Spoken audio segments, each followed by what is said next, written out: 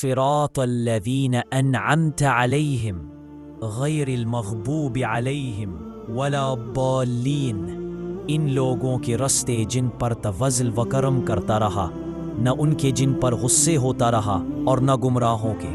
آمین۔ جی بالکل، یہ حصہ بھی سورۃ الفاتحہ کی آخری آیات کا ہے۔ آئیے اسے سمجھتے ہیں۔ ان لوگوں کے راستے جن پر تو اپنا فضل و کرم کرتا رہا، یعنی ہم اللہ سے دعا کرتے ہیں کہ ہمیں ایسے نیک لوگوں کے راستے پر چلائے جن پر اللہ کی رحمت اور برکت رہی ہے۔ یہ لوگ کون ہیں؟ انبیاء، صدیقین، سچے ایمان والے، شہداء، اللہ کے راستے میں جان دینے والے، اور صالحین، نیک لوگ۔ جیسے کلاس میں کچھ طلبہ ہمیشہ محنت کرتے ہیں، استاد کی بات مانتے ہیں اور آخر میں اچھے نمبر لاتے ہیں، تو اگر کوئی یہ دعا کرے کہ اللہ مجھے بھی ایسے طلبہ کی طرح بنا دے تو یہ اسی دعا کی مثال ہے۔ اور نہ ہمیں ان کے راستے پر چلانا جن پر تیرا غضب ہوا، یعنی ہمیں ایسے لوگوں کے راستے پر نہ چلانا جو اللہ کی نافرمانی کرتے ہیں، حق کو جاننے کے باوجود اس کے خلاف چلتے ہیں۔ یہ وہ لوگ ہیں جنہوں نے ضد اور غرور کی وجہ سے اللہ کا حکم نہیں مانا۔ جیسے استاد بار بار سمجھاتا ہے لیکن کچھ طلبہ ضد اور شرارت میں جان بوجھ کر بات نہیں مانتے تو وہ سزا پاتے ہیں۔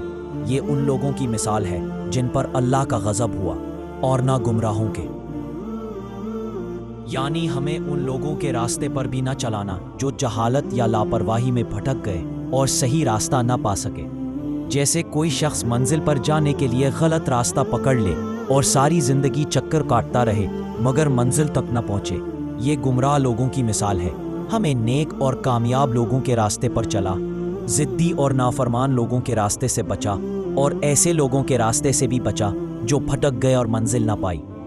رسول اللہ صلی اللہ علیہ وسلم کے ساتھی جیسے حضرت ابو بکر، عمر، عثمان، علی رضی اللہ عنہ نے اپنا سارا مال اللہ کے دین کے لیے دے دیا۔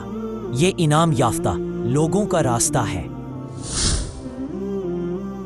مغضوبی علیہم، جن پر غضب ہوا، یہ وہ لوگ ہیں جنہیں علم ملا لیکن اس پر عمل نہ کیا۔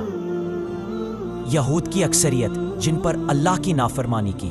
ضالین، گمراہ لوگ، یہ وہ لوگ ہیں جو نیکی چاہتے ہیں مگر علم کے بغیر غلط راستے پر چل پڑے، جو نبی عیسیٰ کو اللہ کا بیٹا مان بیٹھے۔ رسول اللہ صلی اللہ علیہ وسلم ہر نماز میں سورۃ فاتحہ پڑھتے تھے، یعنی دن میں بار بار یہ دعا کرتے تھے۔ مطلب مسلمان کو بار بار یہ دعا مانگنی چاہیے کیونکہ انسان بھٹک سکتا ہے۔ انعام یافتہ لوگ جیسے ایک اچھے استاد کے شاگرد جو نصیحت پر عمل کریں اور کامیاب ہوں۔